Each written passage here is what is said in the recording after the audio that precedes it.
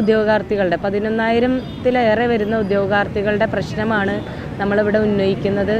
അത് ഗവൺമെൻറ്റിൻ്റെ ശ്രദ്ധയിൽപ്പെടുത്താൻ വേണ്ടിയാണ് ഈ നിരാഹാരം അനുഷ്ഠിക്കുന്നതും അതുപോലെ സെക്രട്ടേറിയറ്റ് വളഞ്ഞതും. അതിനെ തുടർന്ന് മുഖ്യമന്ത്രിയുടെ ഒരു പത്രസമ്മേളനം കാണുകയുണ്ടായി. അതിൽ അദ്ദേഹം നടത്തിയ പ്രസ്താവന വാസ്തവ വിരുദ്ധമാണെന്ന് കാണിക്കാനും ജനങ്ങളോട് അത് തുറന്നു കാണിക്കാൻ വേണ്ടിയാണ് ഇന്നത്തെ പത്രസമ്മേളനം. കാരണം അദ്ദേഹം അതിന് പറയുന്നത് ഈ അധ്യാപക വിദ്യാർത്ഥി റേഷ്യോ കുറച്ച് കഴിഞ്ഞാൽ ഒരുപാട് അധ്യാപകരെ സംരക്ഷിക്കേണ്ടി വരും, അത് ഒരുപാട് ഫിനാൻഷ്യൽ ഒബ്ലിഗേഷൻസ് ഉണ്ടാവുന്ന കാര്യമാണെന്നൊക്കെ അദ്ദേഹം സൂചിപ്പിക്കുകയുണ്ടായി. അതുപോലെ തന്നെ ഗവൺമെൻറ് സ്കൂളുകളിലെ അധ്യാപകരെ പ്രൊട്ടക്റ്റ് ചെയ്യണം. ശരിയാണ്, നമ്മളും അത് തന്നെയാണ് പറയണം, അവരെ പ്രൊട്ടക്റ്റ് ചെയ്യണം. പക്ഷേ പിരിച്ചുവിടുന്ന സാഹചര്യം നിങ്ങളുടെ ശ്രദ്ധയിൽപ്പെട്ടിട്ടുണ്ടാവും. ആലപ്പുഴ ജില്ലയിൽ 32 അധ്യാപകരെ പിരിച്ചുവിട്ടു. മറിച്ച് എയ്ഡഡ് മേഖലയിൽ അത് ചെയ്തില്ല. പകരം അവർ ചെയ്തത് എയ്ഡഡിലുള്ള അധ്യാപകരെ ഗവൺമെൻറ് സ്കൂളുകളിലെ ഫ്രഷ് വേക്കൻസിയിലോട്ട് ഫില്ല് ചെയ്തിട്ടുണ്ട്. തിരുവനന്തപുരത്ത് തന്നെ 55 വേക്കൻസിയിൽ ഇങ്ങനെ ഫില്ല് ചെയ്തിട്ടുണ്ട് എയ്ഡഡ് അധ്യാപകരെ. അപ്പോൾ പഠിച്ച് ജോലിയിൽ കയറിയാൽ എപ്പോൾ വേണമെങ്കിലും പിരിച്ചുവിടാം. എന്നാൽ പൈസ കൊടുത്ത് കയറിക്കഴിഞ്ഞാൽ പിരിച്ചുവിടാൻ പറ്റില്ല. അവരെ ഗവൺമെൻറ് സ്കൂളുകളിലെ ഒഴിവുകളിലേക്ക് വിന്യസിക്കാം. PSC പഠിച്ചെഴുതി പരീക്ഷ പാസ്സായി വരണ്ട, ഒരു ഗവൺമെൻറ് ജോലി കിട്ടാൻ എന്നുള്ളതാണ് അത് കൊണ്ട് ഉദ്ദേശിക്കുന്നത്. പിന്നെ അദ്ദേഹം പറഞ്ഞ വേറൊരു പ്രസ്താവന ഇതാണ്. അതായത് ഗവൺമെൻറ് സ്കൂളുകൾക്ക് കൊടുക്കുകയാണെങ്കിൽ എയ്ഡഡ് സ്കൂളുകൾക്കും ഇതുപോലെ റേഷ്യോ കുറച്ച് കൊടുക്കണമെന്നുള്ളത്. അപ്പോൾ ഗവൺമെൻറ്റിന് കൊടുക്കുന്നതെല്ലാം എയ്ഡഡിന് കൊടുക്കേണ്ടി വരും എന്ന് അദ്ദേഹം പറയുമ്പോൾ അദ്ദേഹത്തിൻ്റെ ശ്രദ്ധയിൽ ഒരു കാര്യം പെടുത്താൻ ആഗ്രഹിക്കുകയാണ്. 2022 മുതൽ എയ്ഡഡ് അധ്യാപകർ HSAയിൽ എയ്ഡഡ് അധ്യാപകർക്ക് ഇതുപോലെ ഡിവിഷൻ ഫോളോ വന്ന സമയത്ത് 1:45 എന്നുള്ള അനുപാതം കുറച്ചുകൊണ്ട് 1:40 ആക്കി മാറ്റിയിരുന്നു. റേഷ്യോ കുറച്ച് അധ്യാപകരെ അതേ സീറ്റിൽ തന്നെ അവർ നിലനിർത്തിയിരുന്നു. അതേ സംവിധാനമാണ് നമ്മളിപ്പോൾ LPക്ക് ചോദിക്കുന്നത്, ഗവൺമെൻറ് സ്കൂളിലേക്ക് ചോദിക്കുന്നത്.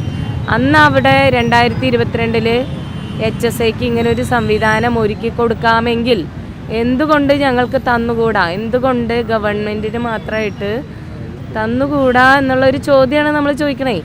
ചോദിച്ച ചോദ്യത്തിനല്ല അദ്ദേഹം മറുപടി പറയണേ എന്നുള്ളതാണ് ഒരു കാര്യം. ഇനി എയ്ഡഡുമായി ബന്ധപ്പെട്ട വിഷയം നിങ്ങൾ ചോദിച്ചോ എന്ന് എനിക്കറിയില്ല. എൻ്റെ ശ്രദ്ധയിൽപ്പെട്ട കാര്യം ഇതാണ്. എയ്ഡഡ് മേഖലയുമായി എന്തെങ്കിലും ചോദ്യങ്ങൾ നിങ്ങൾ ചോദിക്കണം എന്നാണ് എൻ്റെ ആഗ്രഹം. അതായിട്ട് ചോദിക്കുന്ന സമയത്ത് നിങ്ങൾക്ക് ഒരു മറുപടിയും കിട്ടില്ല എന്നുള്ള കാര്യം കൂടെ വ്യക്തമായിട്ട് പറയാൻ ആഗ്രഹിക്കണം. പിന്നെ അദ്ദേഹം പറഞ്ഞ വേറൊരു വിഷയം, ഞങ്ങൾ എഡ്യൂക്കേഷൻ മിനിസ്റ്ററുമായിട്ട് 3-4 തവണ ചർച്ച നടത്തി. ഒരു പാസ് എടുത്ത് അദ്ദേഹത്തെ ചെന്ന് കാണുന്നതാണോ ചർച്ച? എന്തായി സാർ, ഞങ്ങൾക്ക് ഇങ്ങനെ റേഷ്യോ കുറച്ച് തരണം, അല്ലെങ്കിൽ ഞങ്ങളുടെ ലിസ്റ്റ് ഇങ്ങനെ നീട്ടണം, ഞങ്ങളുടെ നോട്ടിഫിക്കേഷൻ വരരുത്, ഇങ്ങനെയുള്ള ഓരോ ആവശ്യങ്ങൾ പറഞ്ഞുകൊണ്ട് ഞങ്ങൾ പാസ് എടുത്ത് കണ്ടതാണോ സാർ ഒരു ചർച്ച? നാളെ ഇതുവരെ 29 ദിവസം ഈ മഴയത്തും നിരാഹാരം അനുഷ്ഠിക്കുകയാണ്. അല്ലാതെ വെറും സമരമല്ല. ഞങ്ങൾ തെരുവിലിറങ്ങിയിരുന്ന് മുദ്രാവാക്യം കൂവി വിളിച്ചങ്ങ് പോവല്ല. രാത്രിയും പകലും ഈ മഴയത്ത് കിടക്കുകയാണ്, നിരാഹാരം കിടക്കുകയാണ്. നിങ്ങളുടെ വീട്ടിലുണ്ട് ഇതുപോലെ നിങ്ങളുടെ മക്കളും കൊച്ചുമക്കളും ഒക്കെ. അപ്പോൾ ഇതിനോടൊക്കെ വലിയൊരു അവഗണന, അതായത് ഗാന്ധിജിയുടെ മാർഗം സ്വീകരിച്ചിട്ടാണ് നമ്മളിവിടെ നിരാഹാരം കിടക്കുന്നത്. ഒരു പ്രക്ഷോഭം ഇന്ന് വരെ നടത്തിയിട്ടില്ല.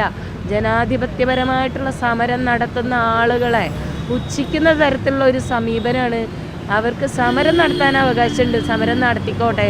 ഞങ്ങൾ പറഞ്ഞാണ് 2 മാസം സമയം വേണം എന്നുള്ളത്. അപ്പോൾ ചോദിക്കട്ടെ, നിങ്ങൾ ഈ മദ്യനയത്തിലൊക്കെ 2 ദിവസം കൊണ്ടൊരു ഫയലിൻ്റെ നീക്കം നടത്തിയപ്പോൾ ഈ വിഷയത്തിൽ എന്തുകൊണ്ടാണ് സാർ 2 മാസം നിങ്ങൾ ആവശ്യപ്പെടുന്നത്?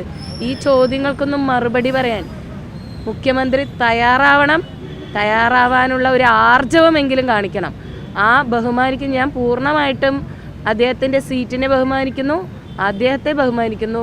ബഹുമാനപൂർവ്വം പറയട്ടെ, ആ സീറ്റിലിരുന്നു കൊണ്ട് ഇത്തരത്തിലുള്ള കള്ളങ്ങൾ പരാമർശിക്കുന്നതിൽ, കള്ളങ്ങൾ വിളമ്പുന്നതിൽ അർത്ഥമില്ല. ഇതെല്ലാം പൊതുജനങ്ങൾ കാണുന്നുണ്ട് എന്നുള്ള യാഥാർത്ഥ്യം മനസ്സിലാക്കണം. ഞങ്ങൾക്ക് നീതിപൂർവമായിട്ടുള്ള ഒരു നടപടി എത്രയും വേഗം കൈക്കൊള്ളണം. അല്ലെങ്കിൽ മിനിസ്റ്റർ പറഞ്ഞ പോലെ CM പറഞ്ഞ പോലെ 2 മാസം നിങ്ങൾ പഠിക്കാനെടുത്തോളൂ, ആ 2 മാസം ഇവിടെ തന്നെ നിരാഹാരമായിട്ട് തന്നെ തുടരും. എൻ്റെ ജീവനിൽ എന്തെങ്കിലും ഒരു ഭീഷണി നേരിട്ടാൽ അതിന് പൂർണ്ണ ഉത്തരവാദി മുഖ്യമന്ത്രി തന്നെ ആയിരിക്കും. അതിൽ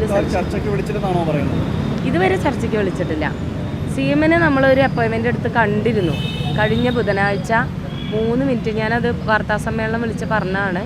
3 മിനിറ്റ് കണ്ടിരുന്നു. അദ്ദേഹത്തിനോട് അദ്ദേഹം ഇങ്ങോട്ട് ആ 3 മിനിറ്റ് സംവദിച്ചു എന്നല്ലാതെ നമുക്ക് അങ്ങോട്ട് പറയാനുള്ള ഒരു അവസരം കിട്ടിയില്ല.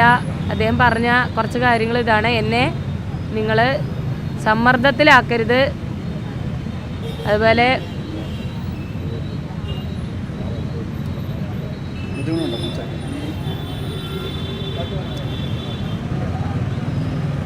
ഇത്തരം സമീപനങ്ങൾ ശരിയല്ല.